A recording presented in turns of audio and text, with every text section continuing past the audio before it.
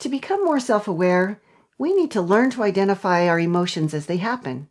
When you can label your emotions objectively, you can learn how to manage them so that you respond to them productively instead of reacting.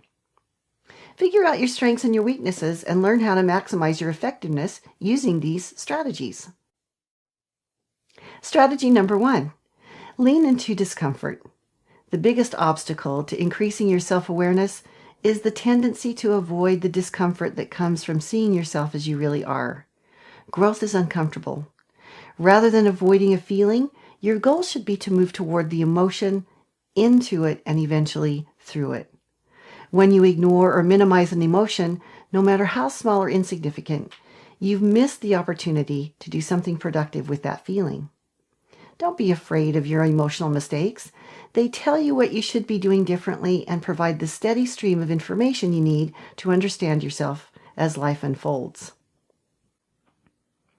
Strategy number 2, know what pushes your buttons. In the self-awareness exercise, you took some time to reflect on what emotions you've experienced in the last 24 hours.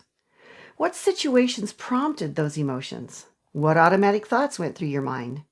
How strongly do you believe those automatic thoughts? What cognitive distortions came into play?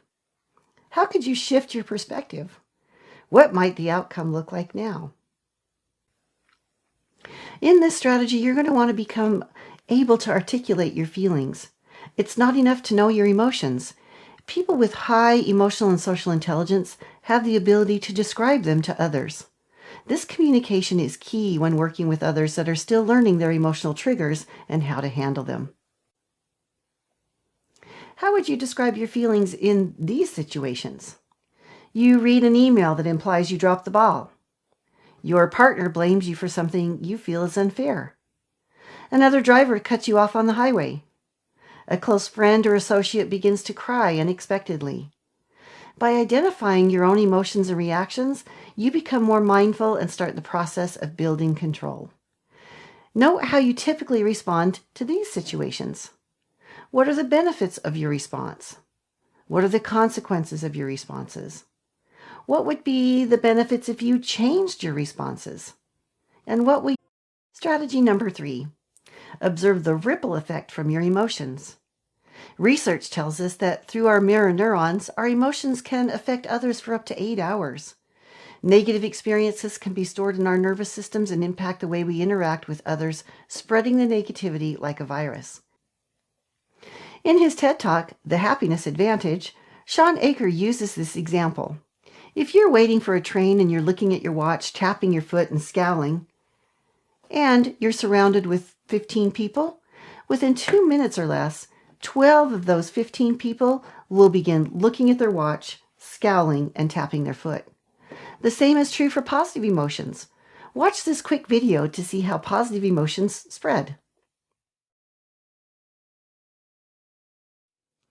So, what were your reactions? Did you find yourself laughing along with the video? If you did, around 80% of the people who watched the video answer yes. This is also why we may find ourselves laughing out loud more at the movie theater than when we watch movies at home. Your outpourings of emotion are like stones dropped into a pool of water that sends ripples throughout the people in your life. Since emotions are the primary drivers of your behavior, you need to understand the effect they have on other people.